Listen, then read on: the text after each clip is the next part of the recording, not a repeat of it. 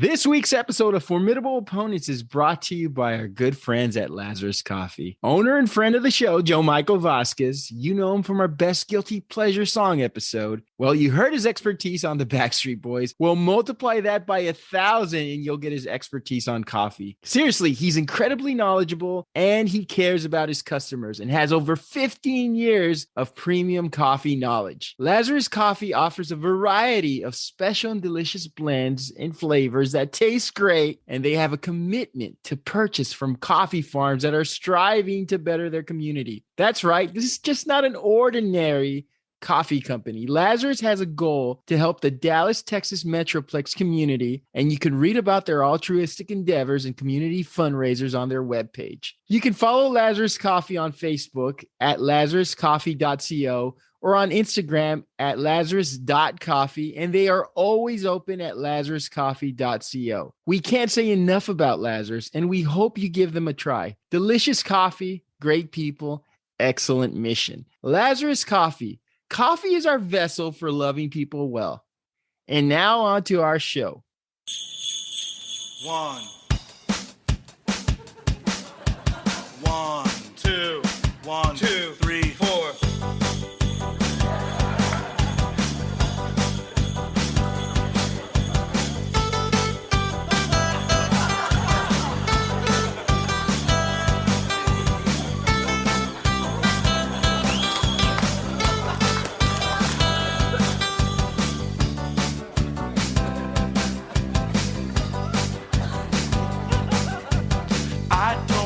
What your mama says, Christmas time is near. I don't care what your daddy says, Christmas time is near. All I know is the Santa sleigh is making its way to the USA.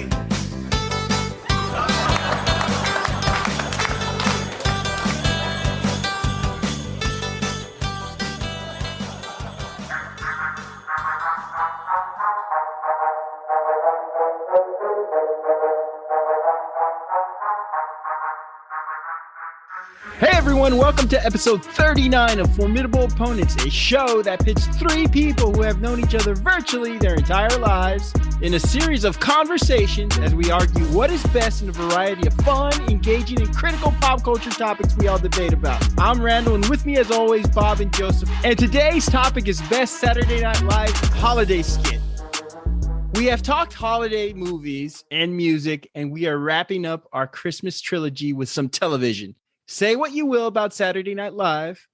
The show isn't what it used to be, some say. I don't get it. Others say it's stale. To quote SNL creator Lorne Michaels, everybody's favorite cast is the cast they watched when they were in high school. We're not going to focus so much on the current iteration of SNL. Joseph refuses to talk about Pete Davidson extensively. No, we will be focusing on the broad swath of sketch comedy the show has provided us since its inception. More specifically, the holiday comedy. No matter how you feel about the show today or have ever felt about the show, there is no denying that it has delivered an unwavering consistency of great holiday hilarity. Holidays are a prime target. They can be spoofed. Holiday characters can be taken to the extremes of lewdness, shattering all social veneers and parodies of the already absurd. The names, the memories, the laughs. This week, for our final episode of the year, we're talking about Best SNL Holiday Skit. Bob and Joseph, how are you guys? What's up? What's up? Merry Christmas. What's up, everybody? Merry Christmas to you all. I hope y'all have a good This year's finally ending. Thank the Lord. Yes. Another one. So guys, go ahead, Joseph. Well, no, I was going to say, speaking of, I just want to put it out there. Speaking of how you mentioned that usually the SNL will always deliver, a great Christmas episode. They did that last week, and we'll talk about that.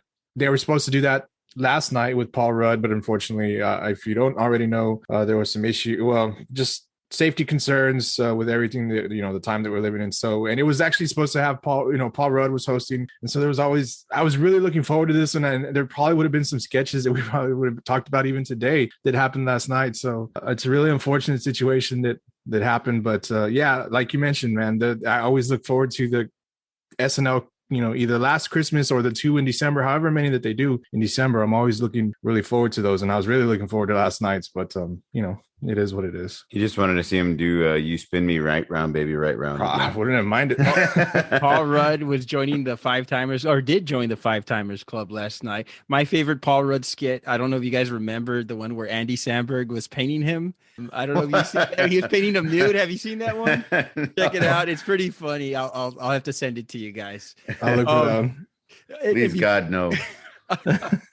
He wasn't built like Ant-Man back then. But anyway, we were talking a little bit about the weather, and it's funny because we were talking, oh yeah, it's freaking cold today. It's in the 40s. And we have our neighbors from the north probably saying, what a bunch of pansies, man. Can't handle the 40-degree weather snobs. It's raining too. Raining, so that's an added bonus. And you do become a weather snob when you do travel to these places. I remember I spent some time in December in Chicago and one time in Boston, and I remember coming back thinking, well, this weather isn't anything until we had that crazy storm last year. But it is cold outside, and if 40 plus degrees. Baby, it's cold outside. So we'll kick it off, guys. Everyone has their opinion on SNL skits. The hits and the misses, right? Their Christmas skits are usually pretty good. I think we all agree to that. That's why we're doing a show on it. Even the subpar ones are at least memorable.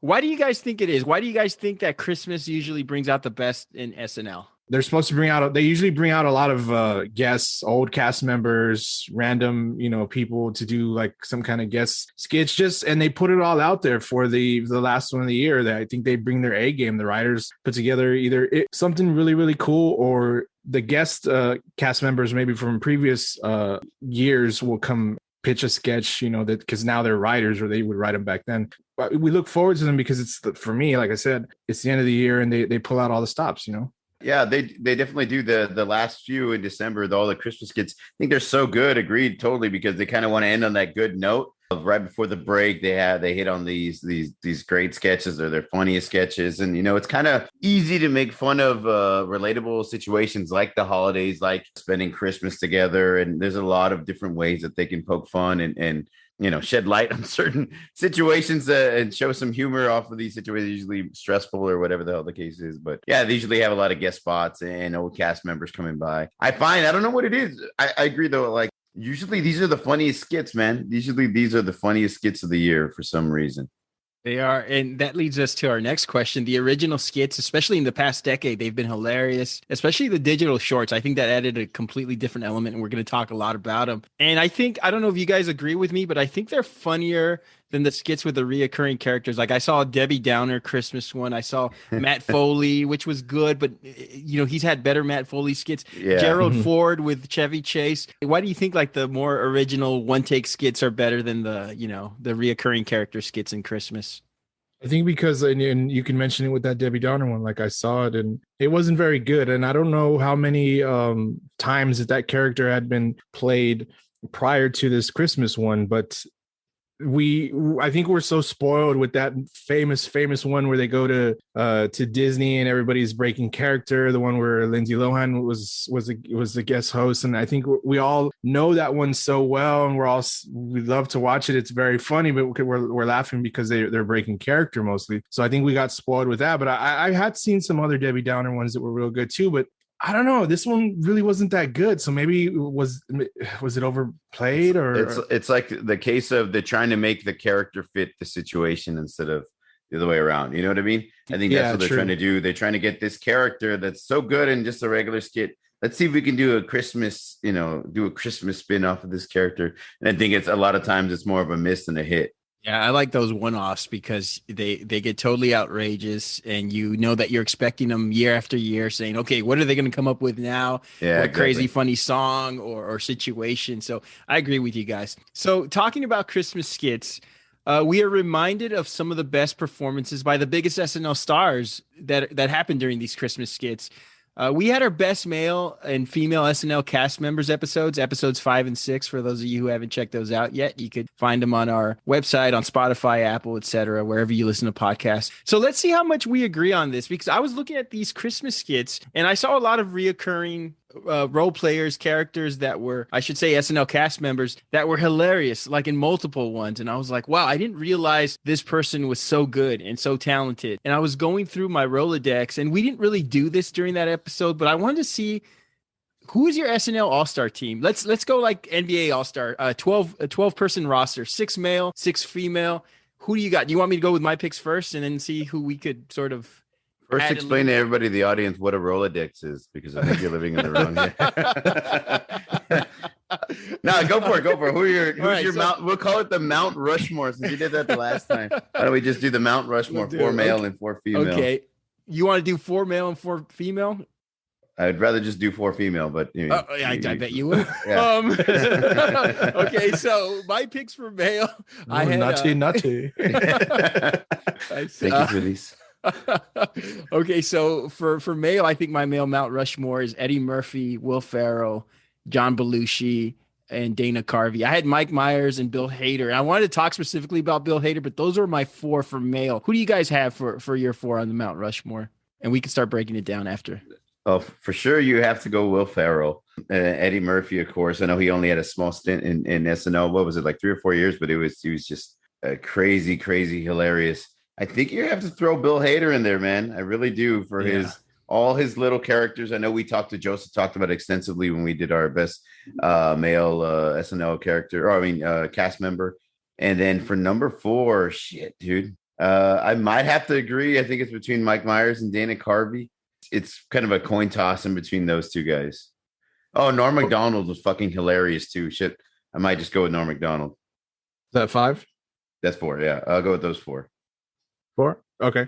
For me, I definitely say Bill Hader, because I picked him. I think that dude is just awesome, genius. I'd love to see him on late night shows, just because he'll do some funny stuff that he probably would do on SNL. I wish he was still there, and I wish he would do more guest appearances. I'll say Will Ferrell as well, because I did enjoy Will Ferrell's time on SNL, regardless of whether or not I'm tired of kind of seeing him do the same character in movies. His SNL time was great. So I got Bill Hader, Will Ferrell. I'm going to say Chris Farley as well. I got Mike Myers too. And Adam Sandler?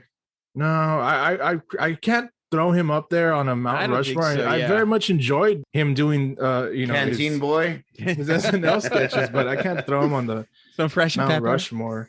Fresh and Pepper. To be honest, I'd put Fred Armisen on there too. I mean, I guess it's going to come down to who you watched more. Phil Hartman was see, really at the same great. time too. I thought Jason was... Sudeikis was funny as well. He did a lot of funny stuff too. I asked that, and we'll get to the female selections, but I asked that because I'm looking at the list, and both of you had Bill Hader on there, right? Yes. I'm looking. If I had to get rid of one, because I said Murphy, Ferrell, John Belushi, and Dana Carvey. If I had to get rid of one, I would get rid of John Belushi and put Bill Hader there. I mean, how underappreciated was he? And Joseph, I know he was your pick for best male all-time male cast member. Yeah. And I was watching some of the skits, and one of the skit I picked features Bill Hader. And I mean, God, he was so damn good. I think he was underappreciated. He's very funny. He's extremely funny, man. And he's all like different characters. Yeah, facial expressions, especially. That's like the thing that gets me all the time. The facial. I mean, I know he broke character more than mainly as Stefan, but I know there was other times that he broke character. I mean, hilarious. The guy was who didn't? Hilarious. I didn't really see a lot of John Belushi, but then at the same, I was thinking as we were discussing this, I was like, what about Dan Aykroyd? Dan Aykroyd had a lot of funny stuff too, and what's his name? No, he wasn't on. He just hosted a lot. Steve Martin. Yeah. He wasn't a cast member, right? No, he was a cast member. Yeah. He just hosts a lot and he shows up a lot. Wild and crazy guy. He would just host. He would be a guest or a host. He was never really. Everybody thinks he's hosted enough times and made appearances enough times to be like a cast member. But so I think we're all in agree. Yeah, Bill Hader definitely has to be one of the 4. I look at the old SNL skits and they're not that funny. I don't know. I look other than John Belushi and maybe Chevy Chase. I don't think the 1970s, early 80s comedy really. I mean, at least for me, it doesn't really resonate. I mean, for us too, obviously, we weren't old enough at that point in time to really appreciate maybe that kind of humor, or weren't around enough, so maybe that's why we don't really get it. You know what I mean? And I think you said it perfectly that your favorite cast was the one you watched when you were in high school. I think that really fits the mold for us. I was showing my son some of the skit, and he loves Matt Foley. He thinks Matt Foley's hilarious. So I started showing him all these other Chris Farley skits, like the Gap Girls, and when he was Wilson Phillips or whatever. He didn't find that, and I was looking at it, and I noticed he wasn't laughing as much, and I was like, wow, we really are biased towards the high school years when we were, watching, because we were always at home. We weren't going out. We weren't like, we were at home stuck watching SNL, and then of course American Gladiators afterwards. Yes, I love that show. Lasers and tasers, that was a great lead-in. Yeah, who's your favorite all-time American Gladiator? By the way, I go with Nitro. I don't know what you guys. You liked his hair. That's the only reason why. Yes. He was probably the most constant, but weren't they like always changed? Like wasn't there a guy named Malibu?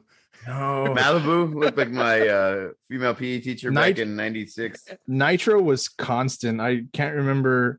I think the laser. I don't remember. There was a laser. There probably was a laser, like Bob mentioned, blazer and taser, all kinds of. The favorite one was where they were shooting tennis balls at people. They're trying to dive behind. And tell me you didn't watch that show and scream at the TV like, what the fuck are you doing?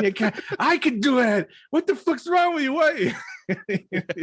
As you're wiping gravy from your shirt. No, we're kids. I mean, we're like junior high school kids. It was ketchup. So we're thinking like we were. I mean, I don't know.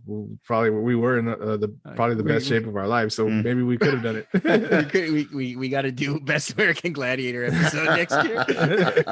Oh shit. Okay, well, we got a little off track. Female Mount Rushmore. I have Kirsten Wiig, Kate McKinnon, Amy Poehler, Tina Fey. Well, obviously I'm going to pick Amy Poehler because I picked Amy Poehler. So I got Amy Poehler, Tina Fey, Molly Shannon, Anna Gasteyer. Yeah, Kristen Wiig, and it'd be higher up though. How many was it? It was once before. He named like 12. No, well, I mean, I love the original, the girls from the ladies from the era that we watched, which was mainly Molly Shannon and Anna Gasteyer and Sherry O'Terry. But I mean, I can't not mention what's her name, Kate McKinnon. So. I think the female Kate McKinnon is at the top of the fucking food chain. The female Mount Rushmore is a lot harder to put together than the males, to be honest with you, because for me at least, because I want to, if I try to keep it at 5 or 4, I know I'm keeping somebody out that I think is really, really awesome and that I enjoy. So for really sure. I like that you said Anna Gasteyer because she's in mine. Gasteyer, Kate McKinnon, Kristen Wiig. I think Molly Shannon over Amy Poehler. I think I'm going to go with Molly Shannon. Those 4. I can see that. I mean, they're both awesome, and that's not me like being pissed off because I picked. I love Amy Poehler, especially in what was it? They're both very good at what they did. They really got a push in the early 2000s up until now. Back in the 90s, I think it kind of started with Sherry O'Terry. She started getting a lot of good skits with Will Ferrell. She didn't have much of a career afterwards. I thought she'd be a bigger star, but I think she's worth mentioning. But no love for Melanie Hustle. So we'll move on from there. So Rachel Dratch, sorry. Rachel Dratch, another one, yeah. Hilarious. So let's go on to our honorable mentions for best holiday SNL skit. Joseph, you want to start off? So a more recent one, and we're all probably going to have this one, and we were discussing it earlier. The Angelo Christmas, which just aired 2 weeks ago. Brand new, but awesome. It's only the second time. Tonight. I mean, it was hilarious. I didn't understand what I was watching at first because I was like you just don't get it, Joseph. No, it was hilarious. Yeah. Anyway, I'll do this real quick. Santa Baby, awesome. If you don't know that one, go check it out. Featuring Ryan Gosling and Vanessa Bayer. That's a good one. It's like the Tarantino version of an SNL skit. Yeah, it was awesome. So cool. I wish it was Christmas Today. The song sketch with Horatio Sands and crew, Jimmy Fallon, Chris Kattan, and Tracy Morgan. Tracy Morgan, the best fucking. He's not doing anything. He's doing nothing but dancing. All he needs to do is dance. The same dance. It was hilarious. He's like, "What the fuck am I doing here?" Dick in a Box, of course. Do It on My Twin Bed, the another song, but it was hilarious. The ladies of SNL, the current cast at the time, did this sketch about a song about going home for Christmas and taking your boyfriends with you and staying in your high school, your childhood bed. And the John Malkovich reads "'Twas the Night Before Christmas." I thought freaking hilarious. John Malkovich. I love that dude. That one's hilarious. So many more, but I'll just leave it at that. What about you, Bob? I had a few of those as well, of course. Best Christmas Ever with Matt Damon and Cecily Strong. They play like the typical parents, like, oh, we had the greatest Christmas. Really, they're stressed out and fucking burned out the whole damn time. The Hanukkah song, Martha Stewart's Topless Christmas on a guest tire, fucking hilarious. I also had Dick in the Box. Jason Momoa's Elf on a Shelf. This is almost my pick. It is one of the funniest skits I've ever seen I forgot on to mention SNL. That one, if you haven't seen that one, the subject matter is hilarious.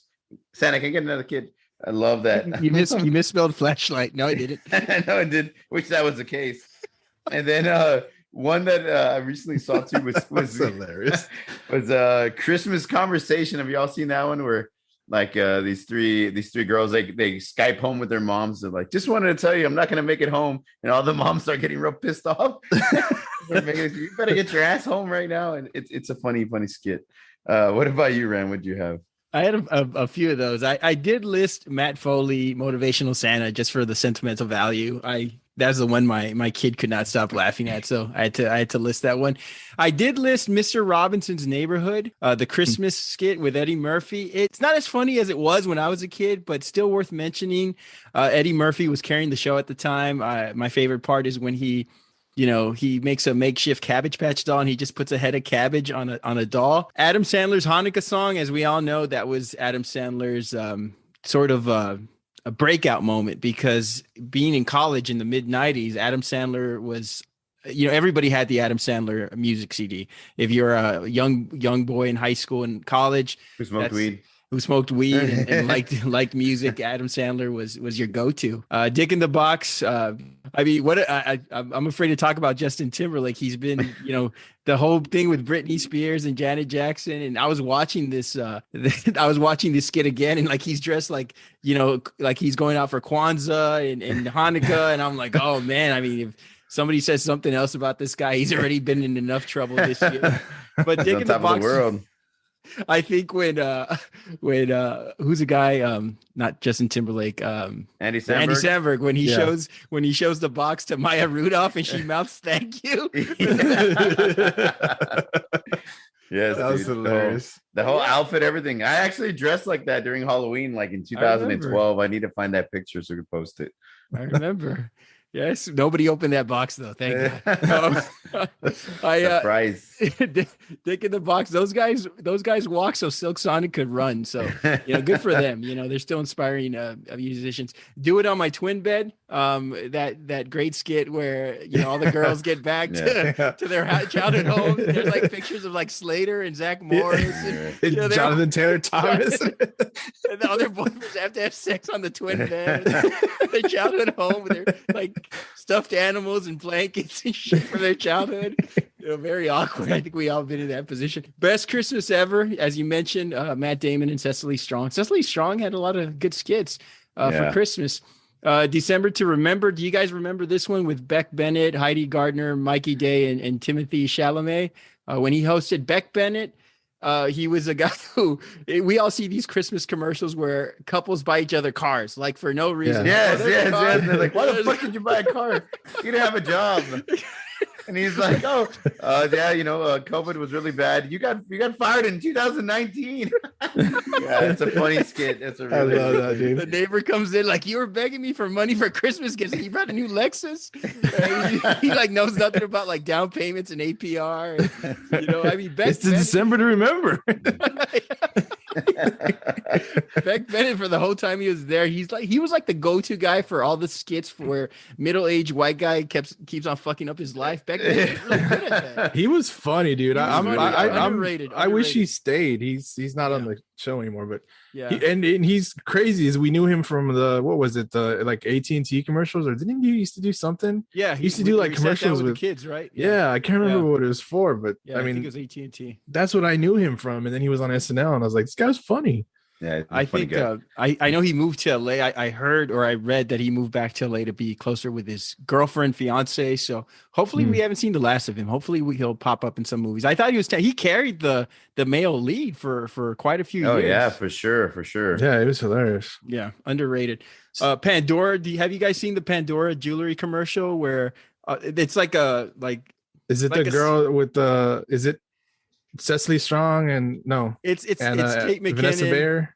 Yeah, okay, never mind. I'm sorry. Where like the guys will give him like a trinket, like a Starbucks coffee, like little trinket, or like a dress, or like, and it makes fun of like how, you know, these girls get these shitty like trinkets about what they like Starbucks, their bracelet, and they're like complaining like, shit, every year we're gonna get a new one of these. Like, show her she's a nurse, and show her that she likes wearing dresses, and show her that she likes coffee. I got him a motorcycle. They got him a trinket. So that was good. Have you guys seen the Christmas candle with Emma Stone? Yeah, the Christmas candle. The gift. You don't know what to get him.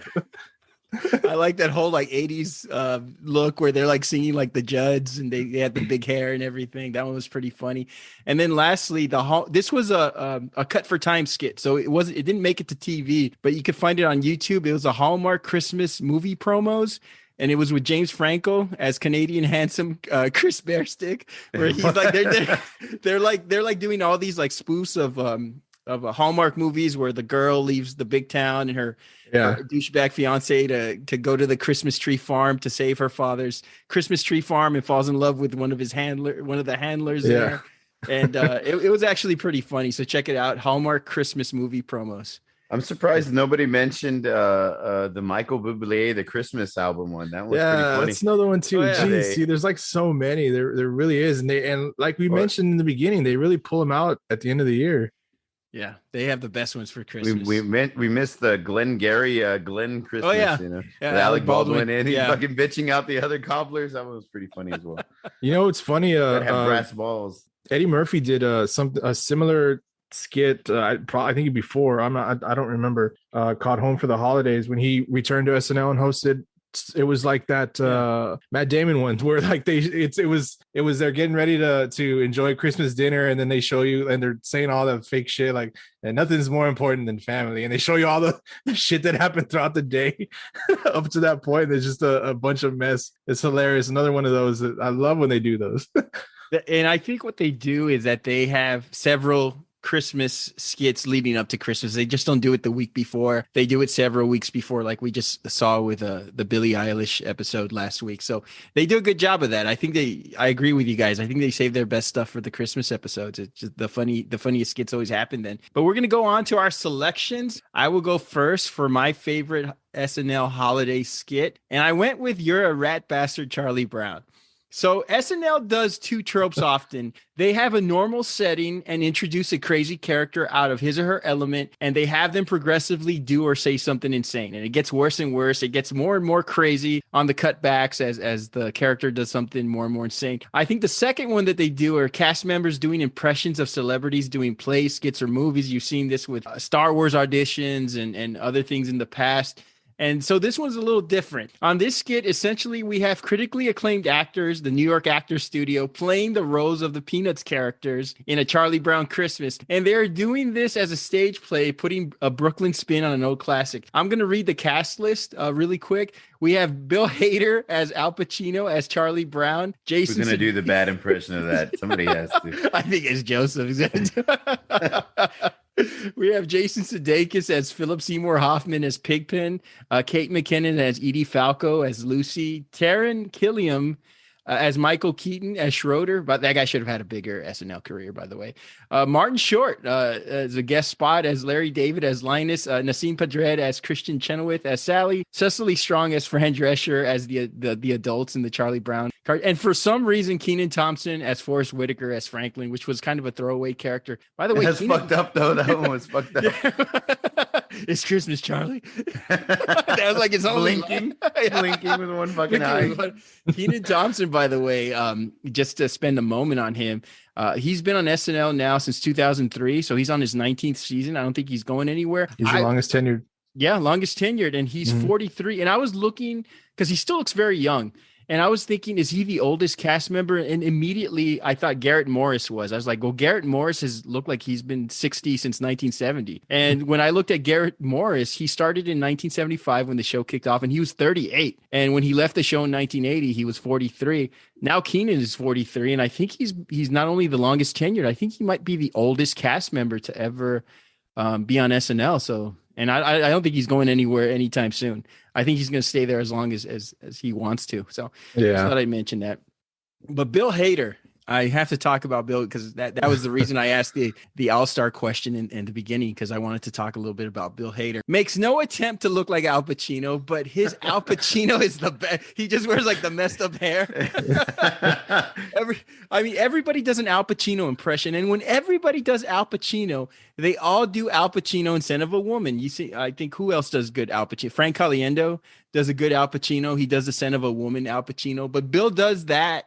And he also does it here, but he also does the conversational Al Pacino, where Al Pacino gets real, like, serious and slows down his cadence. He also does Al Pacino going off the rails without being over the top. I mean, what do you guys think about Bill Hader's? You're not going to move the ball right. I love that how over the top it is. I really do love it. I think that makes the fucking character. Clearly, that's why I thought of him as the best. His ability to go into, or like you mentioned, even if he doesn't look like him at all, you just close your eyes and you know what, you're gonna hear it. It's gonna work for you. So I think it's because crazy. It's so over the top. Pigpen, you smell like shit. You look like shit. But you're my friend, Pigpen. I want to go sky.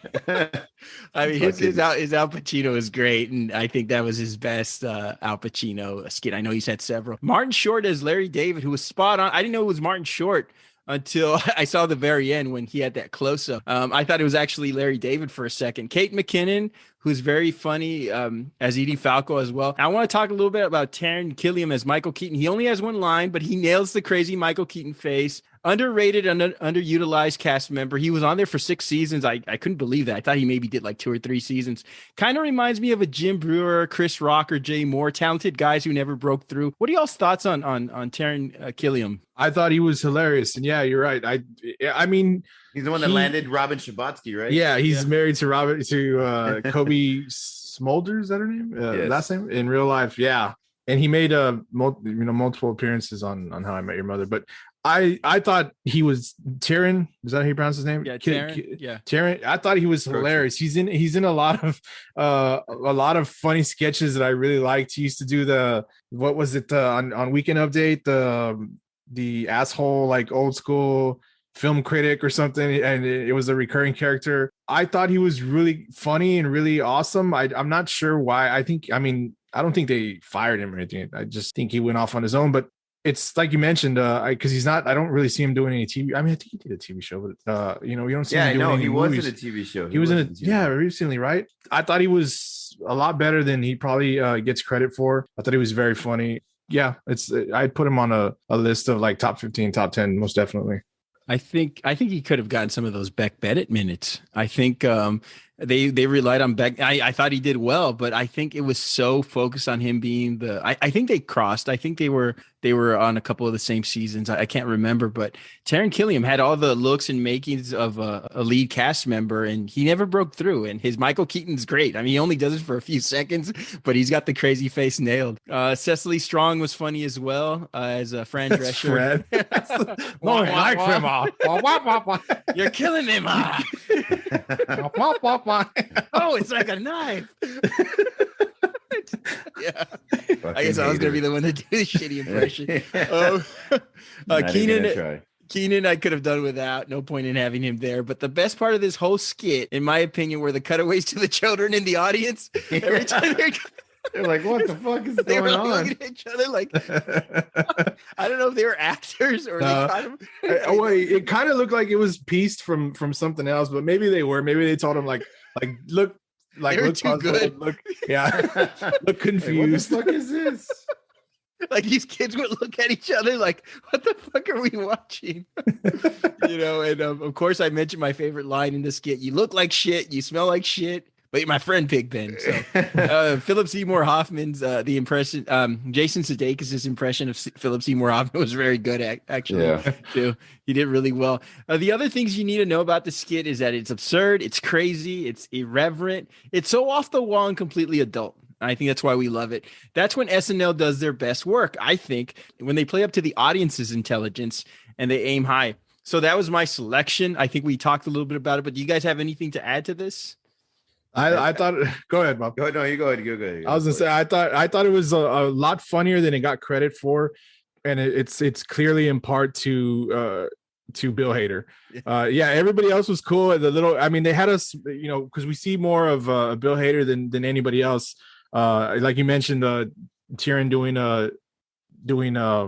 Michael Keaton as so it's how like dare you not remember Michael Keaton's name? Who wants peanuts? Come on. It's I think there was some parts like you mentioned, like Keenan's part they didn't really, and then what's her name playing Kristen Chenoweth playing Lucy. I was like that, yeah. But it's mainly carried by Hader, but that's fine. He did awesome, and with the throw in by Sudeikis doing Philip Seymour Hoffman, so super hilarious, carried by Bill Hader, who, like you mentioned, I thought it would have been a huge miss. I thought, if it didn't have Bill Hader being so over the top, it would have been a huge miss for me.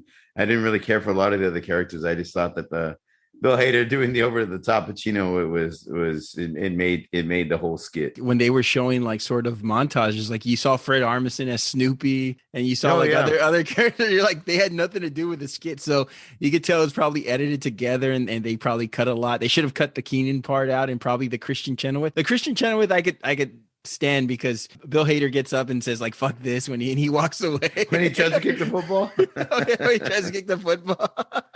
Oh, you bitch. Yeah. Oh yeah. So that's my selection. Joseph, we'll go to your selection. Who would you pick? All right, so I went with the NPR's Delicious Dish Sweaty Balls sketch. On their Christmas show, NPR hosts Margaret Jo McCullen, who's played by Anna Gasteyer, and Terry Rialto, played by Molly Shannon, welcome Baker Pete Schweddy, who's played by Alec Baldwin, to the Delicious Dish to discuss his famous holiday dessert, Pete's Sweaty Balls. Sorry.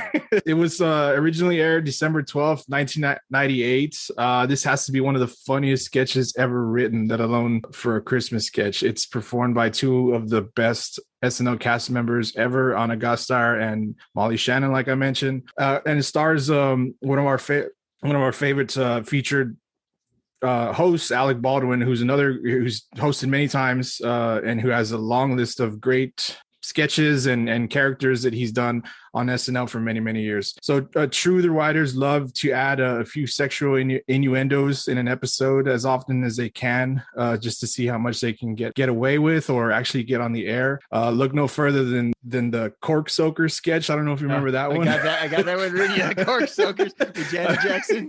Master Cork Soaker. I think that they probably pushed the boundaries with that one. But anyway, Colonel Linguist is another one. Oh yeah, Colonel Linguist. Sofa King. So so awesome. But so there's plenty of that here with the Delicious Dish. So first off, this was the 9th time that the ladies performed a version of these characters. And I was always a fan of it. I liked their, the monotone deliveries that they had and their absolute, cluelessness to what they're actually saying on the radio. 9th time, like I said, but probably the best and most memorable. The sketch itself was written by Anna Gasteyer. And again, it's just genius. As far as I know, she's the only one that wrote it. I couldn't find any like co-writing or anything like that. It was written by her. And wow, what a freaking... Yeah. As you know, they invite their special guest, Pete Schweddy. And for those of you at the time who knew what that term Schweddy meant, you knew that something was up. And and for those of you that didn't, understand that term, you were in for a real treat. The ladies and Pete go on at length about the size, appearance, and shape of Shweti's dessert balls, and somehow not break character once. We talked about this last night. Very impressive. We talked about this last night.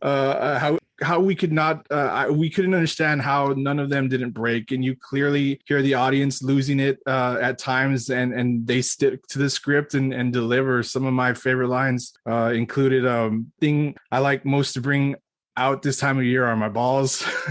And then you got Anna Gossard, balls. Tell us about your balls, Pete. I think it was Molly Shannon that said that part.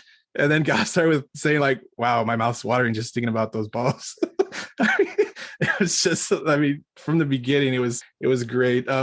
Way too many to mention. I know if I go through the whole thing, it would be the whole skit. Baldwin's almost deadpan delivery of his lines always worked perfect with the way the ladies do theirs. I mean, it was just, like I mentioned, genius. Very much so. The double entendres are on full display and obvious as fuck. But again, the ladies play it straight through, did a great job. Do it.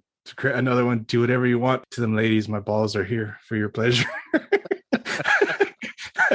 The way he delivers those lines is hilarious. I know, dude. Like, again, I can't, and I watched it just to make sure that nobody like turned away or anything like that. No, they all kept it. Just a great sketch. Like I mentioned, I know the subject matter is not very Christmassy, so say, but I don't think that matters. It's got enough to make sure, got enough stuff going on. Christmas sweaters, Christmas decorations, obviously the name of the bakery, Seasons Eatings, I believe. It's got enough of everything to let you know that it's Christmas time. So that was my pick. I mean, I think it's one of the best ever all time. Like I mentioned, not even just a Christmas sketch. So this was in 1998. I didn't realize the skit was so old. Yeah, season 24, 1998. As you mentioned, Alec Baldwin, Molly Shannon, and Anna Gasteyer, all excellent. And the one thing, it's funny because you had mentioned, and I thought the most impressive thing was nobody broke character on the skit. Yes. I know they go through rehearsals, dress rehearsal, but the fact that, thank God, I think this was Jimmy Fallon's first season on the show. Thank God he wasn't in any part of this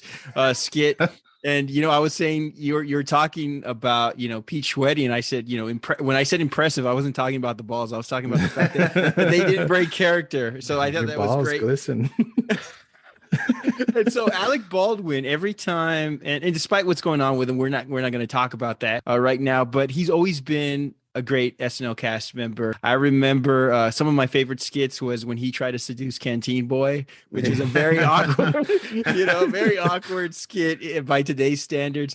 I think my favorite Alec Baldwin skit is he plays a French teacher and he's trying to correct his students on how to say the proper French words. And like his students just start saying whatever just to get him off his ass. And he goes to France and he asks for directions, and like the Frenchman like says, okay, you gotta, and he tries to correct the Frenchman on how to speak French. And then they beat the shit out of him. So I mean, Alec Baldwin always brings it as a host, despite what's going on right now. I mean, he's always been a very talented SNL guest host and contributing member. And back in the 90s, there were a lot of these types of NPR shows, your grandma would have on. And I'm sure there might be a few podcasts around that sound just like this. And this skit takes you for a ride. I mean, the jokes at the start are very subtle. You don't know where this skit is really going. And it takes a little while. You have to be patient with this skit. But I think once you sort of ride that wave, you're going to get a very hilarious surprise at the end. I'm trying not to use double entendres. I know you guys are going to make jokes. You just talk about how incredible the lines are. Like, again, how they got through that. Wow, you have some beautiful balls. And at the end, I think it was one of Molly Shannon's last lines when the crowd completely loses it at the end. And she looks like, they don't break character, but she looks like she kind of gives this nod where she breaks a little character and she's saying, yeah, we got a fucking hit with this one. And so, I mean, it was really good the way they talked. And Joseph, you mentioned this. I had it in my notes as well. This sort of started the trend of the double entendre skits. I had Colonel Lingus, which is great with Christopher. Colonel Angus. Colonel Angus. Sorry, he's a colonel. His name is Colonel Angus. Colonel Angus, sorry. And of course the cork soakers with Horatio Sands. That's Jimmy Fallon, Horatio Sands right there. Jimmy Fallon, Horatio Sands, Janet Jackson. Bunch of Janet Jackson. You could say science. You could say science. God damn it. Sands. Sands. I don't think it's. Sands. I think it's spelled SANZ. I think it's Sands. I don't think I'm it's gonna have to science. Google that shit right now so I can call you out. SANZ. It's not science. I have to go back and watch it because I want to know. Because I kept the script in front of me just so I can refer back to some of the lines. And the last one that she says is a great idea. My niece would love a sack of sweaty balls. That's her face. I wonder if it's that one or another one. I mean, but she, I mean, every line and no, I mean, the character is like so like unaware of the things that they're saying. I mean, yeah, they do an excellent job. So They do an excellent job of that. They all did great, but I mean, it's a cheap joke. It was very effective though, and I think Alec Baldwin just completely steals this because I mean his were the hardest, most subtle, right? These are the hardest lines to say, and he says them like so calm and so like boring. You know what I mean? Like that's the way the skit was supposed to be. He fucking nails it. Exactly. Like how do you keep it together when like the line for Molly Shands is "Can I touch your balls?" Go ahead, be careful, they're very delicate. What is the line? Because the balls are misshapen or something. I can't help but notice that your balls are misshapen. Yeah, it's because I left them on a hot stove too long. No, but like another part too is like when she says they're bigger than I expected, and a lot of people tell me that. real nonchalant comment. Yeah, a lot of people tell me that. It's just, I mean, it's so hilarious. This sketch. A bunch of sophomores we are laughing I about know, right? fucking teenagers laughing at fucking ball jokes. Probably right. But it's so what was funny, 98? though. It's so- 98? Yeah. December of 98. I was a freshman, I think, in high school. Yeah, very young. What did you think about this skit, Bob? Yeah, the same thing, man. It's hits on so many cylinders, and you use the correct word. That's the word I had written down too, Ren. Subtle. It's so subtle. Like the comedy is so like calm and subtle, and you don't think that you're gonna get this kind of teenage type of humor out of this skit, and you do, and it's just so dumb that it's so funny. And just the delivery by, Gostar, Molly Shannon, and of course Alec Baldwin, they fucking nail it. They really do. And hearing the audience react to it, the audience sold it. They're They're dying because nobody sees it coming. If it's your first time watching this skit, you don't see it coming. You don't see it coming. So literally, it's really it's really it's an amazing skit. This has got to be one of my top 3 of all time.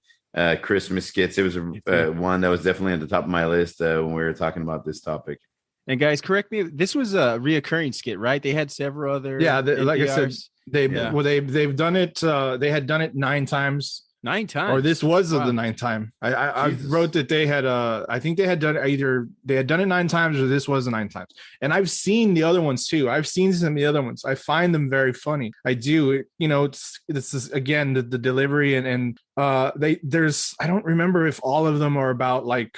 Did they do one sexual innuendos, but they do say stuff that's funny that they don't realize what they're saying. And I like I said, I always found them very hilarious. Anna Gasteyer was I mean, she's still she's very amazing. Funny. She's awesome. Yeah. I think they do one like on steamed clams, or there's a lot of they're just like something like that. Yeah, there's a lot of there's vagina another jokes. One too. Yeah. I think there's like a hot dog one, but they refer to it like as wieners, and so they're not. They're like the characters don't. They're talking about food, but they don't realize what they're. And then I think one of them they're like, oh, our lines are going crazy, and let's take a call. I think they actually take a call, like some pervert calls. Yeah, some perverts on the phone. Yes. Yeah. So, I mean, it was, and this goes kind of back to what you said before we move on real quick.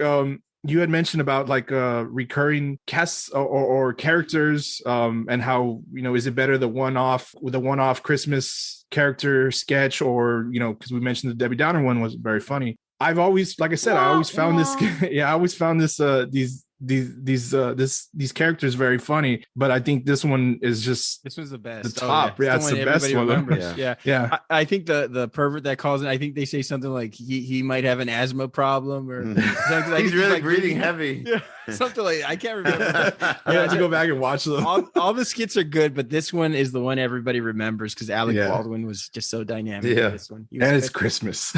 And it's Christmas, absolutely. Bob, what do you got for us? Well, I chose the skit, which is actually pretty funny because I Me and Joseph were actually the ones that thought of this would be a really good topic to do on our show because there's so many. I mean, like we've mentioned, all our honorable mentions, everything. There's just so many great Christmas and holiday skits that they put out throughout the years. And this one in particular that I chose just happened to have come out last week, which is crazy. Because I watched. I mean, I thought I had in my mind which skit I was gonna pick, and then I was like, well, let me just look through a bunch of the videos on YouTube and a bunch of the skits, and let me see if I missed anything. And I came across one called "Lonely Christmas," and it has Billie Eilish, Kate McKinnon, and Mikey Day in it. And holy shit, this is this is the funniest Christmas or holiday skit that I've ever seen on the show. I literally watched it 8 times since Friday and laughed. I mean, just as hard on the 8th time as I did the first time. I know I sent it to you all and I was like, this is my pick. This is my go-to without even realizing that it came out last week, which is funny because I didn't look at the YouTube video when it when they uploaded or whatever. I just thought, oh, Billie Eilish maybe is from a couple of years ago, whatever. It just so happened it came out last week. It was fucking hilarious, or it is fucking hilarious. It's this play off of one of those, those depressing but uplifting commercials that usually come out during Christmas, where one neighbor invites another neighbor over. They have this lonely or widowed neighbor, and that she sees through the window, and she decides, to invite her over using writing notes on a piece of paper and showing through the window, just like in like all the Hallmark or Pepsi or whatever kind of Coca-Cola commercials. It's completely hilarious because as it starts, they're playing like this really soft, touching music in the background. And, Kate McKinnon's character is dressed as an old woman, and she's kind of like eating dinner alone at her window, and like with the picture of her deceased husband in the background. And Billie Eilish sees her from across her window and decides, she makes eye contact and writes a note like, would you want to come over for dinner? And then all of a sudden, it takes a huge turn for the worst. And we find out that Kate McKinnon's character is not only racist, but she's crazy, and she's also trying to poison keep her son Rutger sick, which I think is hilarious. It's just there's so many different fucking crazy things that go on between the conversation and the notes. Even like the son Rutger showing up and like posting up a note saying she's keeping me sick or she's trying to kill me. And then when the mom walks back, he like crumbles it up and tries to eat it. Really, really, really fucking fun. My description of it does it zero justice because it's one of those skits where there's not a lot of talking because, like I said, they're writing notes. They're writing notes on a piece of paper and they're showing it in the window. And so it's all like facial expressions, and then you're laughing at their expressions and what they're writing on the paper. And Billie Eilish fucking nails it, man. Nails it. She does such a good job in this skit. She is hilarious. She's extremely, extremely funny. I had no idea, just like the Sweaty Ball skit, where you didn't really know what was going on or what was going to happen until, once they say Pete Sweaty and then they get into, you're like, oh, fuck, it's this. I got that same feeling from this one because, like I said, you got that touching opening, you know what I mean? You feel sad for Kate McKinnon as an old lady. And then, of course, Kate McKinnon turns into Kate McKinnon, this crazy, funny, over the top. She at one point she's asking Billie Eilish through the window which dress she should wear, and she puts up option 1. And Billie Eilish is like, oh, that looks fine. And then she drops it, and then she's naked, completely naked and blurred out. And then she picks up another dress, option 2. And then she has the sick son zipping her up, you know what I mean? Her naked body. So it's an extremely hilarious skit.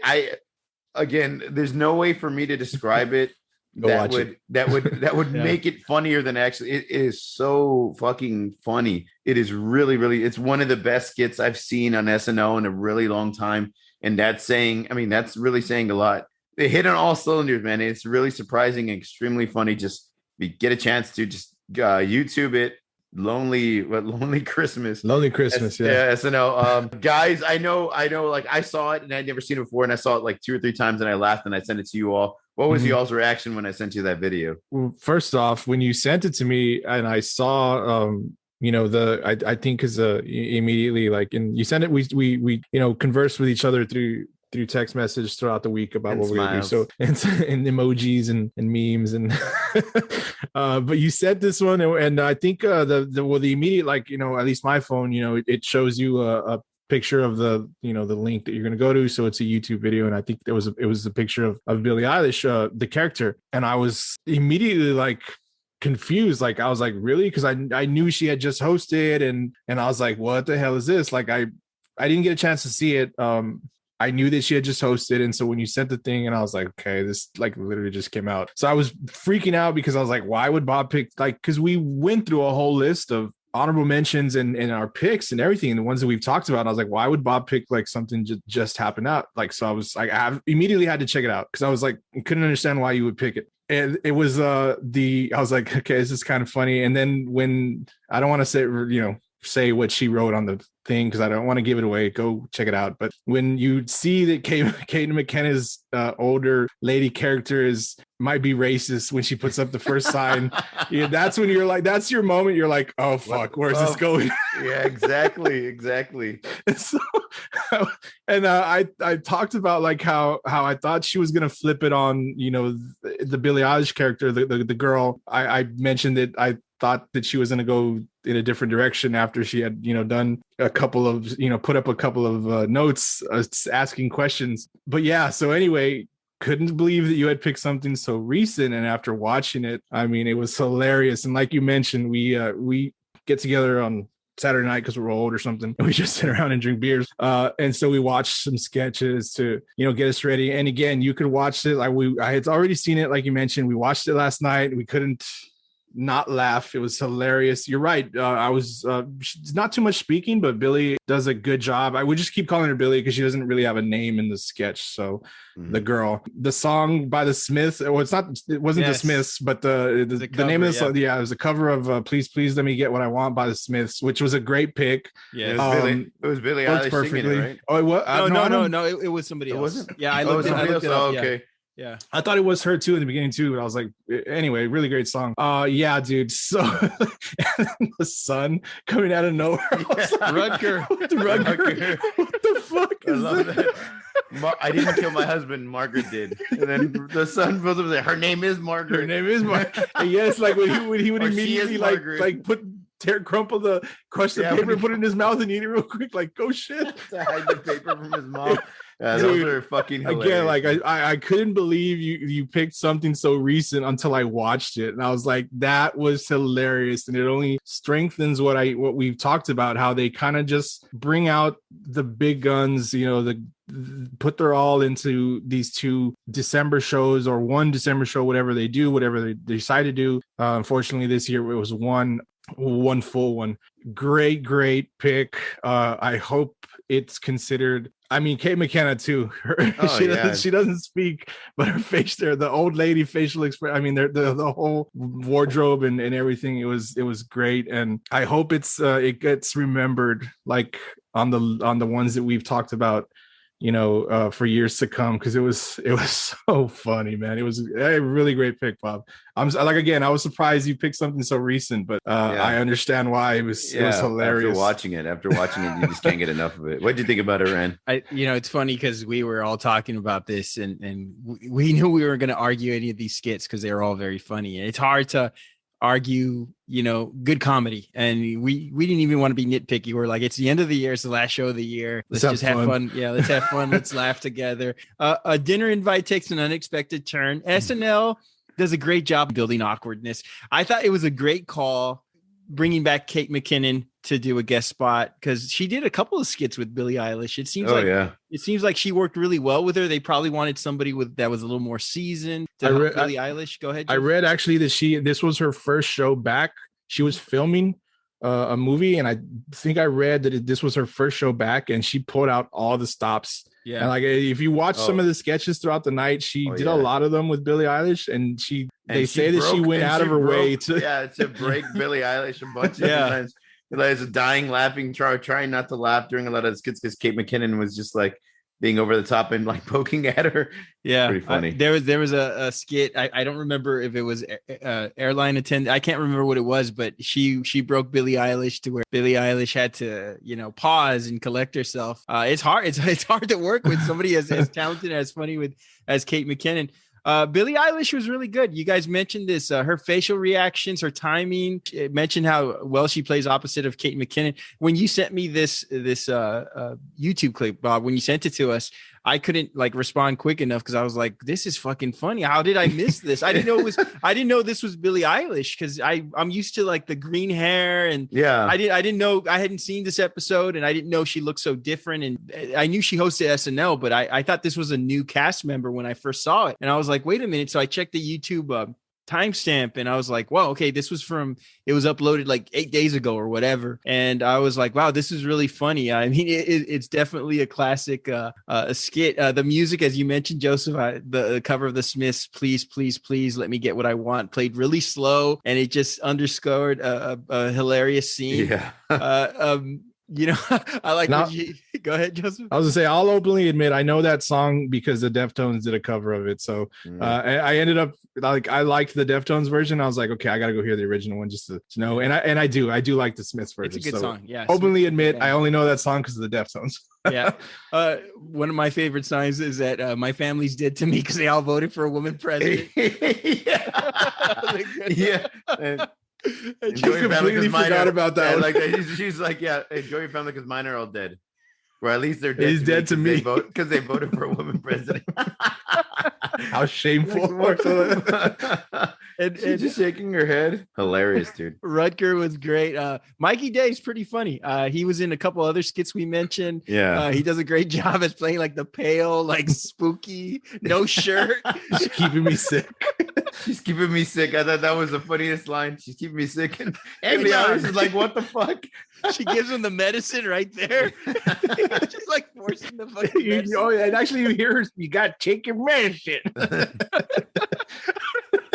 Kate McKinnon, man. Oh, she's so funny in this skit. Oh, man. And of course, you mentioned the dresses when she's unrobing, disrobing in front of the window, and you can see it's blurred out, but she's naked. And this was vintage SNL. I thought it was funny. It reminded me of a sort of I guess you could say a more macabre version of like a Lonely Island, a skit, digital short, I should say. But they did a fantastic job. It was definitely one of my definitely in my top 3 now because I had not seen this before. So great selection. I mean, this was really funny. And I think that brings us to conclude. SNL gets a lot of flack now. People say it's not funny. People say, the people who are on the show now are young, whereas lost on the older generations. But I mean, we talked a little bit about this when we talked about best SNL male, female skit characters, or I should say actors and actresses. But what do you guys think? You guys think that this cast has some legs? Do you think we're seeing an uptick, or what do you think's the future of SNL? When I chose this one after watching it and realizing, oh shit, this came out last week, I actually went through the majority of the sketches from last week on the show that Billie Eilish hosted, and man, there was some funny stuff, man. There really, really, really was some funny stuff. I think like every year and every decade of SNL, you're probably gonna have a lot more misses and hits. I mean, but I think that's been that way for a very long time, where you have episodes where there's like 1 or 2 really good skits, and then the rest of them kind of flake or they're not as good. And but I think that's the way it's always been. Especially nowadays, they're having a different cast. The younger generation has a different sense of humor, so maybe that has a little bit to do with it. And as we're getting older, we're looking for something else, or we like a different type of humor. I don't know. But the last week's episode had a lot of funny skits. So hopefully that means, they're in the upward direction, or they're heading in the right direction as far as where they want to take the show. I think this is going to come down to your taste, I guess, in humor or what you're gonna have to really pick at what you find funny, because yes, we all very much appreciate the cast from the years that we watched in high school, but I do watch SNL still. I think this is a really good cast. I think they do have some good. These are all young except for Keenan. At this point, Keenan. Yeah, I mean, he's the most seasoned, but they still got Kate. They still got Cecily Strong, who I think is very funny. At this point, she's been there for a good amount of years too. They still have Melissa Villaseñor. I think she's hilarious. Comes out here and there, not so much. They got this this new guy, Bone Yang. I think he's funny. The guy that we just mentioned, who did the Angelo is Aristotle, I believe is his name. Aristotle. I can't pronounce his last name. He seemed very funny in that sketch. They still got 80 Bryan, Michael Che. I don't care for Pete Davidson. I think that's probably I mean, what does he do? I don't understand what he just. A lot of women apparently. Yeah, that's it. Okay, I don't know why he's on the show. No, I'm not going to get into why I think he's on the show. But no, don't get into it, Joe. This is gonna piss you off. Yeah, no, it was not going to piss me off, but we just might not be anything they want to talk about. Can I give you my take on Pete Davidson? I think, and all jokes aside, I know you're going to say cute or some shit like that. No, he's dated a lot of beautiful women. We know that, a lot of fake. But I honestly think we're about 3 or 5 years away from Pete Davidson doing like a Paul Thomas Anderson movie and getting nominated for like an Oscar. I think that's going to happen. I think he's going to completely, blow the doors off the hinges and surprise a lot of people. I'm not a Pete Davidson fan, but I'm not saying I haven't seen the last movie. Was it King of Staten Island? Or I haven't seen that one either. Obviously, I haven't really watched it, but I heard he did well in it. But and that's what I was going to say. I'm not saying he can't act. He can't play a role if he's given a role to play. I don't find and I don't know if has anything to do with the writing or they're just writing him a shit character to do for a sketch. He doesn't really do anything on SNL that I find funny. I'm not saying he can't act because I heard that King of the Staten Island movie. One, it's a little personal to him, and I heard Judd Apatow put it together, and I heard that it was a very good movie. He does some real acting in that movie. He doesn't play like a character from SNL or some kind of comedy thing. So I'm not saying he can't act. And maybe you're right on that take, Randy. I just don't think he needs to be on SNL. He's not your cup of tea. Yeah, Mikey Day, like you mentioned, Mikey Day. I mean, Chloe Fineman, Heidi Gardner. They still got Colin Jost. This is a pretty good cast, I think. I think they might be bringing back. It's just going to come down to what your personal taste is in comedy. I mean, really, but I think this is a good cast. I think they got some young talent, doing some funny stuff. Obviously, if they're writing the sketches that we're seeing, the most recent ones. I agree with you guys 100%. I do think, and I'm like you, Joseph, I'm not a Pete Davidson fan. He's kind of just floating around SNL. Not really with a callback character or signature character or even anything too funny, but I think he's just, I don't know, maybe he's a likable guy. He's got talents and I think he's primed for some serious dramatic acting in the near future. And I think he's going to stick around for a long time. I'll just put it that way. I think plenty of drama dating a Kardashian. Yeah, absolutely. Well, how that goes, but we won't get into that. One more. Go ahead. No, one more funny thing I wanted to mention from Bob's sketch, that line that also got me too, where it's like where the girl holds up the sign that says, "Well, what did she say? Like, oh, by the way, we have a dog, and I'm easy. I eat anything." Oh, by the way, we have a dog. Hope you don't mind. I'm easy. I'll eat anything. I was like, that's fucked up. Mom, lock the doors. Yes. Final thoughts on SNL Christmas skits, guys. I wish that we had gotten a full show. Like I mentioned, I'm looking at real quick their YouTube page, and they do have like maybe one or two pre-filmed sketches that they did that feature Paul Rudd. So I'm gonna have to. There's one called the Christmas Socks. We'll see what that's about. I haven't got a chance to watch it, so hopefully that's pretty funny. It seems like it'll be funny. So I wish we had gotten this second episode because like I mentioned, Paul Rudd, I thought would have probably brought out some funny stuff, but we didn't get that. So, but hopefully, SNL Christmas. Like I said, I always think they're great shows, and I think they bring out the best. Yeah, for sure, man, for sure. I love the SNL Christmas episodes and or any holiday ones. Even the Halloween. Whenever they do Halloween sketches, they turn out to be pretty funny. I think you have a lot more, since it's so specific that it's Christmas or Hanukkah or the holidays. There's so many things you could choose from in that little bubble. So it's gonna be funny. It's not just some random shit that they try to pull off on a regular Saturday night live show. So I'm looking forward to, hopefully these guys continue, and I'm looking forward to next year's episodes, and hopefully they can come up with something genius like they did with Lonely Christmas. I agree. I mean, 100%. Good takes, guys. So to wrap up, thank you for this. to wrap up, and I wanted to ask this question to both of you. A friend came up to me asking me how to start a podcast. He listens to ours. He asked for advice. I told him, first, you have to push every episode. Second, listen to this coming episode, and I'll tell you the rest at the end. So hopefully he's listening now, and he was patient through some good stuff we got to talk about today. And I told him third, do a true crime or horror podcast because there aren't enough of those, right? I mean, seriously, I've heard some great ones and some that are maybe not so great, but they all get listeners for some reason. I mean, imagine if we did a true crime podcast, we'd spend like 20 minutes talking about Ted Bundy's kind eyes. So it's probably not the best thing for hungry eyes or kind eyes. Hungry eyes. Well, speaking of true crime one, I mean, the one with the TV show with Martin Short and Steve Martin and Selena Gomez. That's a great show. It was a great Only show. Murders in the Building. Yeah, Only Murders in the Building based off of a podcast. So that's pretty good. So good. I'll check it out. No, that's good. It's really good. Extremely funny, especially since we're talking about SNL. Throwing in Martin Short and Steve Martin in there in the mix. Yeah, it's a great show. Tina Fey comes out in a few times too. That's right. Check it out. Got some time these next 2 weeks. And actually, two of my favorite podcasts. One is a true crime and one is a horror podcast. They're both hosted by sisters. So siblings of the same gender, they tend to sound a bit alike, but those shows, they're both good at differentiating that kind of stuff. And they're both really good podcasts.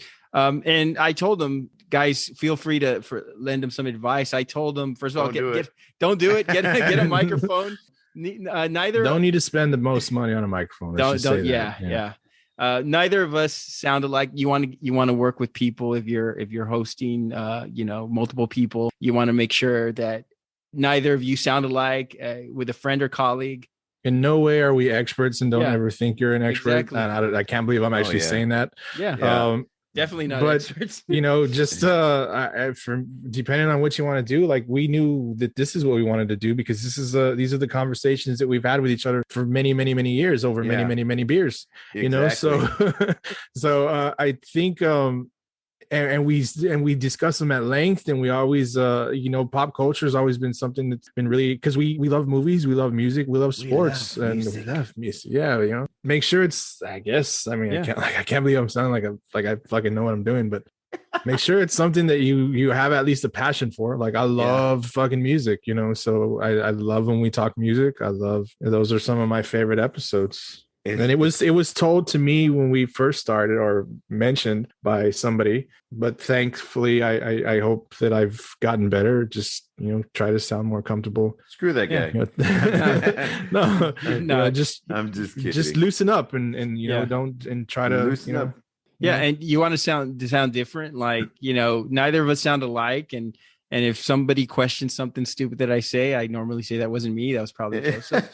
We sound a lot of, or you can't mistake Bob's voice because we make him smoke a carton of cigarettes and drink a fifth of whiskey every episode. Right before every episode. Raspiness is the whiskey I'm sipping on. By the way, this isn't my normal speaking voice. If I spoke in my normal speaking voice, you probably wouldn't understand anything I'm saying. I am having to do stuff to to sound legend, so that y'all can hear me, because normally when I'm out and about or just laying around at home, I probably just because you always have to sleep. That's why.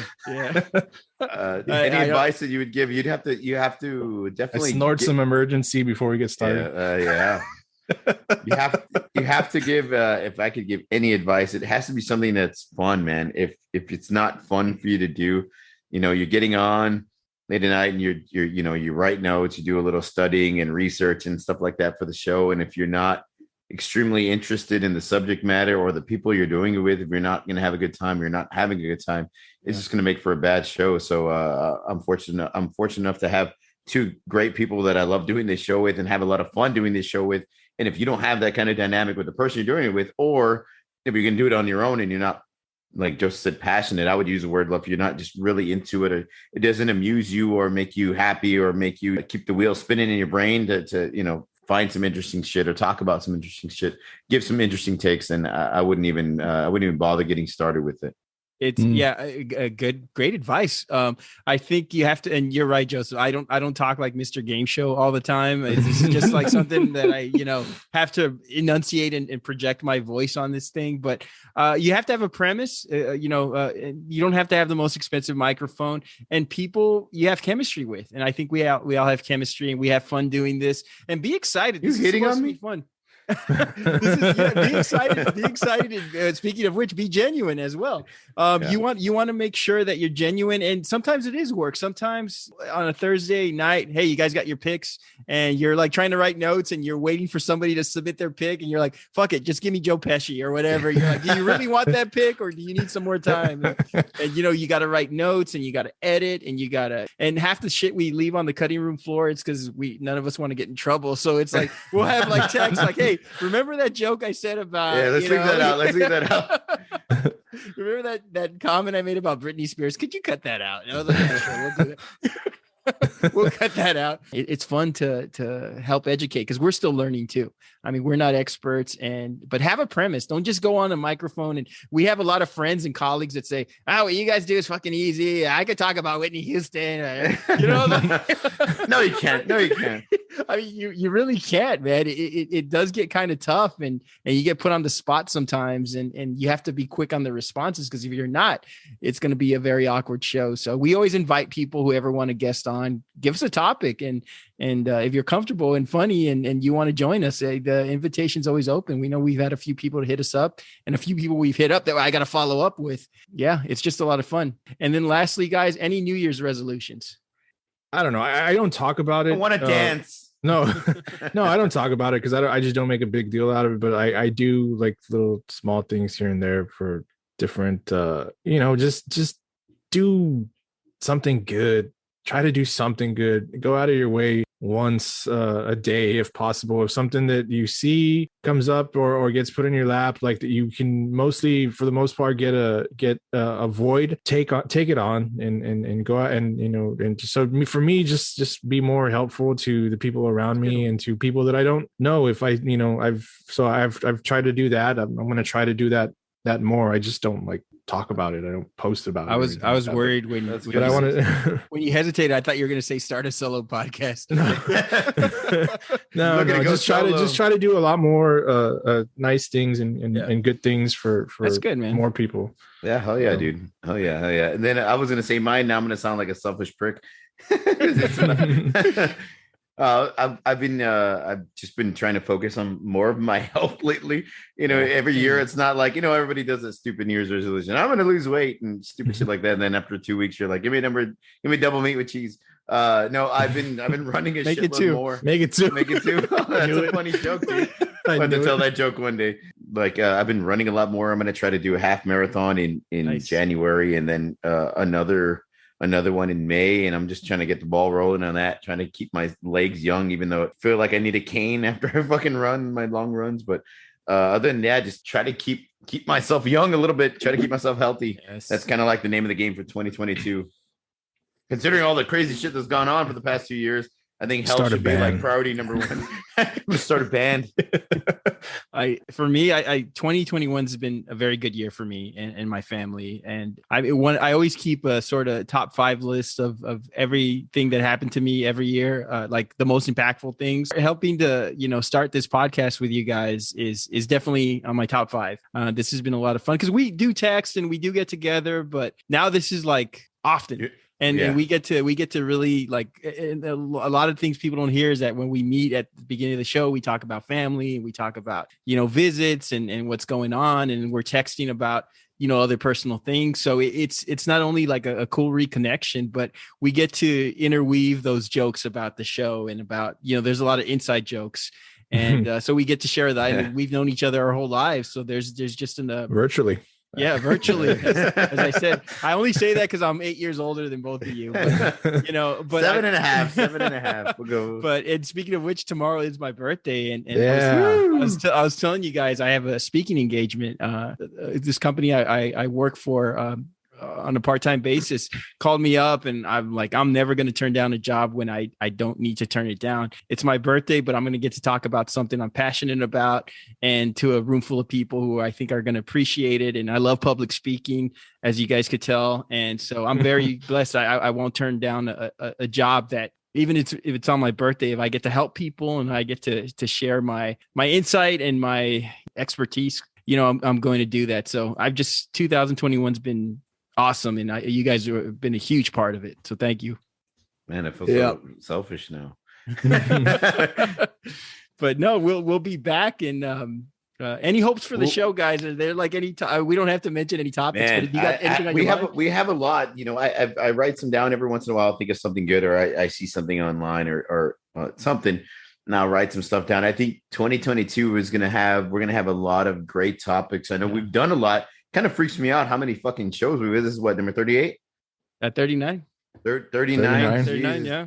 Man, I mean, who would have thought we'd have? Fuck, how did we not throw any 37 jokes when we did 37? 37 in a row. I don't know how we missed that. But yeah, I don't even keep track of the numbers, man. I'm just going by months. And what was it? We started like in February of this year. Yeah. Mm-hmm. And it's just holy shit! I can't believe it's. I mean, we're already gonna be in January, and then we'll be celebrating our 1-year anniversary. Definitely have to do something crazy fun for that topic. I just want a bottle of champagne or something fun. Yeah. As far as the show, I mean, like we just keep doing what we're doing, and you know, hopefully we have interesting topics that people want to hear. I just want to say, since this is the last show we're doing for the year, and we'll be back in a couple of weeks or something like that. I just want to thank everybody. Since I mean, we're not at a year yet, but it's the end of this year, and we're not going to do so. I want to thank everybody that's been listening. Putting up with us. Putting up with us. I can't believe the numbers that we see sometimes on our own, or that Randy will send us, the messages that we receive on Instagram, because I know we have a Facebook, but I don't really pay attention to that. I'm not, I don't want to hear my uncle saying about our show. Your aunts love us, guys. We appreciate the different podcasts. Chulos. Mira los chulos. They sound so good, no? You hear them? Oh, what's up with all the fuck yous? I want to thank everybody that's the other podcasts that have messaged us, liked a picture, liked a clip, listened. Specifically, our they've become like really good friends to us. Our girls in Canada, Eternal Millennials, and everybody else that we speak. I just, like I said, I can't believe the numbers sometimes, and I totally didn't expect it. I mean, is it like, are we like, do we have Joe Rogan numbers? But no, but I really don't care. I can't believe we have the numbers that we do, and I'm really appreciative of it. And thanks for putting up with us, even if you only listened for like 10 seconds and said, fuck you guys. Another fucking commercial. God damn it. What else are they promoting this week? Son of a bitch. Get on with the show, guys. Get on with the fucking. Yeah, I agree. Thank you all for listening and putting up with us. And hopefully you find our humor, funny, or find certain things that we say hilarious. And if we can help you get through your shitty work day, or a drive home, or, a drive down on vacation, hopefully you tune into us again. I promise you we'll have some more funny topics and funny insight and more stupid jokes for you all. And our friends that listen, and whether they're just being nice, and telling us we did a good job, or that they really enjoyed it. Jesse, I know he always I know Jesse had a listener. I don't know when he wants to listen to my voice while he lifts weights, but hey, bro, you do you, bro. You do you. I mean, he says he does, and he says he enjoys them, and bro, I appreciate it. That's really awesome, man. He told me every time my selections come up, he's always on the squat rack. So I don't know. This guy's full of shit. Also, shout outs to Rico and everybody else out there who, his Cerebro Digital. Check him out. Our first sponsor. Never paid. First sponsor. He took a chance on us. It's like we've taken a chance on him his whole life. Love you, Rico. Joe Michael, who we'll have back soon. Joe Michael is now Joe Michael. Full-time. He's got his own business. So. He's now a deacon at his church after his... So we'll have him back. A few other people. There's a few podcasts that hit us up on Instagram. They want to do some collaborations. Radio show personality who I'm really close friends with, who I haven't gotten in touch back with. I'd like to have him on too. So hopefully he'll agree to come on early next year. And anybody out there, if you have a podcast, you want to do a collaboration, you have a topic in mind, you want to come visit us, or you want us to hop onto your podcast, send us a message. We're always willing to do that. Let's be friends. Let's be friends. Let's be pals. And with that, that's our show, everyone. Listeners, we'd love to hear from you. Hit us up and let us know which SNL skit did we not mention. Most importantly, let us know what you think about the show. You may reach us at formidableopponents@gmail.com and follow us on Twitter, Instagram, and Facebook, along with our tias. by searching for Formidable Opponents. Creative Little Pill, thank you for all the cover artwork all through this year and for the cover artwork this week. It was really good. And join us our next episode. We don't have a topic yet, but we will be back sometime mid to late January, so be on the lookout. Follow us on social media for those updates. We'll keep on updating our Instagram and our Twitter and our Facebook. And please rate us on Apple and Spotify. You can now rate us on Spotify now. And hit us up on our email. Oh no! I gave us our first. No. I gave us our first 2. So all right, you could, but give us a 5, everybody else.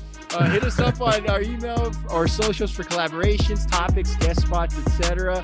And with that, have a happy and safe Christmas, holiday season, and New Year. And of course, we will see you again in 2022. So for Bob and Joseph, this is Randall. We'll see you all next month. Thank you for this. I was going to do that. Tonight. Yeah, I got to get closer and go, thank you for this. Thank you for this.